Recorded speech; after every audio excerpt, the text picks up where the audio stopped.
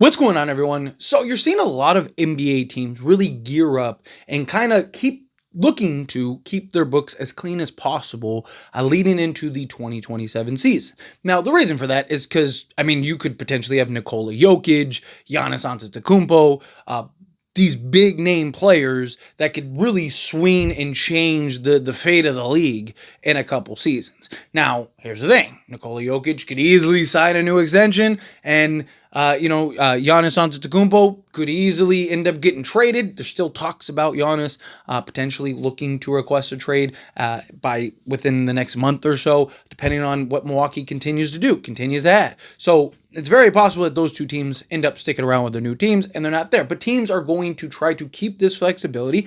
And with the new CBA, there is this argument to be made of like, you don't want to lock yourself into, long-term money, right? Because you end up locking yourself in, and now you have to kind of either give up assets or figure out and come up with creative, insane solutions in order to unload guys.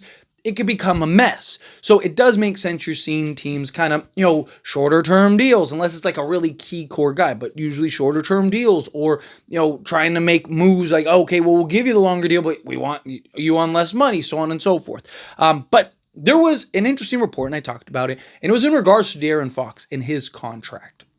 Right, but something that I thought was very interesting in that contract, and I want to read that part, or in the report, I want to read that part because it's very interesting. So it says it was in regards to, again, De'Aaron Fox's potential contract, the new extension, and that the San Antonio Spurs, again, this was according to John Hollinger, that they might not be willing to give De'Aaron Fox the long-term, a full max extension, that they either want him to take a discount or might look for shorter-term kind of things. And so he said, another is a 3-year, $150 million deal at a flat $50 million a year, giving flexibility in 2027. Right?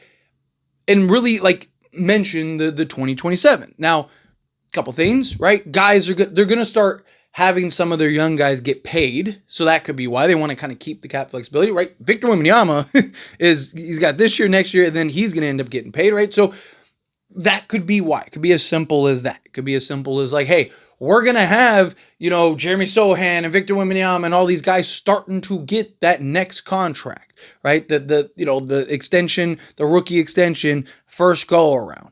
So it could be as simple as that they just want the financial flexibility in order to pay Wemby and some of these other guys, right? And that's the route. It could also be that, hey, they're going to pay Victor Wembanyama regardless, right? Like, even if they have to go in the second apron, right? Whatever they have to do, Victor Wembanyama is going to get his money. But it could be in case they can make a play on a Giannis Antetokounmpo, on a Nikola Jokic, right? These big name players, or it could even be kind of the next tier lower than that, right? Like, who knows? What's available, what's actually out there. They could potentially be maintaining that flexibility for that as well. And look, could just be both. Right? Like, if, let's say Giannis doesn't request out. Let's say, Milwaukee ends up landing Chris Paul and Bradley Beal, and, Giannis is looking at this and going like, oh, okay, Chris Paul, Bradley Beal, Kyle Kuzma, myself, and Miles Turner. It's a really good starting five, right? Maybe something like that happens, and he goes, hey, let's give it 2 years and kind of see how this looks. Let's give it 2 years, see how it goes, right? I'll be patient, because, he doesn't want to leave Milwaukee, right? So maybe that's what he does. And then all of a sudden that doesn't work. They don't win a championship. And he's like, all right, it's time for me to go. And he ends up leaving. And, it'd be nice if you had the cap space to go and sign him, right? Especially with Victor Wembanyama. It'd be nice if you could always work out a sign and trade, right? And give up whatever you have to give up in order to acquire him. But point is that if one of these guys or Nikola Jokic ends up going like, hey, man, I'd really love to play alongside Victor Wembanyama in 2 years, right? Like, all of a sudden, it's like, hey, we have a chance to get him. It'd be nice to have that cap space and have that flexibility in order to make a move like that. Again, if you're the Spurs, period, you want to, obviously your young core, Dylan Harper, Stephon Castle, Victor Wembanyama, right, Carter Bryant, like those guys, you want to sign them to the contracts, keep them long term, right? You're not really worried about that. But there's At some point, the Spurs are going to have to start making some hard decisions. I'm not saying that has to be this year. More likely than not, it's not going to be this year. But in the next by 2027, this roster might look very different outside of like your kind of core 3-4 guys, right? Like, what are they going to do with De'Aaron Fox? Right? Because again, you're not going to be able to play De'Aaron Fox, Dylan Harper, and Stephon Castle as your three guys. You're too small, you're too little, and they all want to do the same thing. Again, it doesn't work. You just saw that with the Phoenix Suns, right? Like, it has to make sense, right? So again, like, they're going to have to make a decision on a Fox, a Fox, Castle, or Harper. There we go.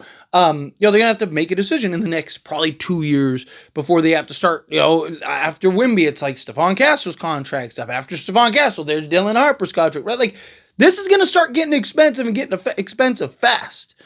So it'd be nice to kind of keep some flexibility going forward, keep some flexibility in regards to De'Aaron Fox and some of these other guys, right? Even if they give De'Aaron Fox the full max, you're still going to have to figure out what are you going to do as far as like, that 2027 year. Because again, you're going to end up paying guys like Victor Wembanyama, and Victor Wembanyama is probably going to have all NBAs and Defensive Player of the Years and all that stuff by then, right? He's going to be getting paid pretty hefty.